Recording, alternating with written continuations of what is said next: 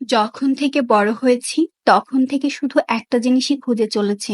কোথায় গেলে একটু শান্তি পাবো? কার কাছে মনের কথাগুলো খুলে বললে একটু হালকা লাগবে? সময়ের সাথে সাথে খুব কাছের মানুষগুলোকেও বদলে যেতে দেখেছি। আমার সাথে এমনও হয়েছে শুধুমাত্র মেয়ে মানুষ বলে আমি কখনো কখনো আমার পরিশ্রমের দামগুলো কারো কাছ থেকে পাইনি। আরো অনেক কথা শেয়ার করবো আজকে আপনাদের সাথে। তার আগে বলে নিই আজকে দুপুরের জন্য আমি কি কি রান্না করেছি। আজকে আমি খুবই সাধারণ খাবার রান্না করেছি, সেটা হচ্ছে ডাল, তারপরে আলু ভর্তা, আর কালকের একটা তরকারি ছিল যেটা গরম করে নি। আলু ভর্তা ডালের সাথে ডিম ভাজা না হলে মানায় না, তাই দুইটা ডিম আমি একসাথে পেঁয়াজ দিয়ে ভেজে নিয়েছিলাম। আর এখন আমার ডালটাও রান্না হয়ে গেল, তরকারিটাও গরম করে নিলাম। অনেক গরম পড়েছে তাই খুব শর্টকাটে রান্না বান্না করার ট্রাই করেছি।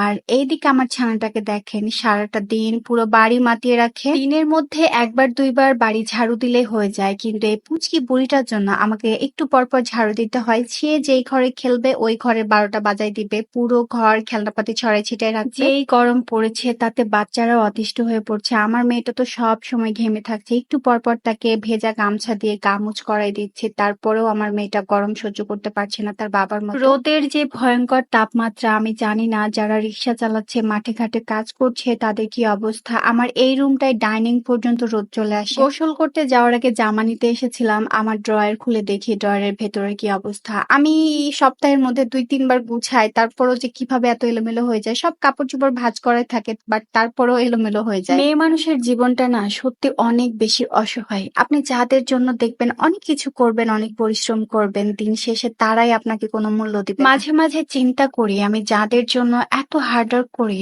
তারাই আমাকে বোঝে না। গোসল করার পরে আমার কিছু একটা খাইতে মন চায়, এই জন্য ফ্রিজ থেকে একটু ঠান্ডা ঠান্ডা ক্ষীর বের করলাম আর এখন এটাই খাবো। পৃথিবীতে মানুষ চিনার সব থেকে পারফেক্ট টাইম কোনটা জানেন? যখন আপনার হাতে কোনো টাকা পয়সা থাকবে না, যখন আপনি অভাবে থাকবেন। যে আমাকে দুর্বল ভেবেছে সে নিজেও জানে না আমি কতটা পরিশ্রম করতে পারি।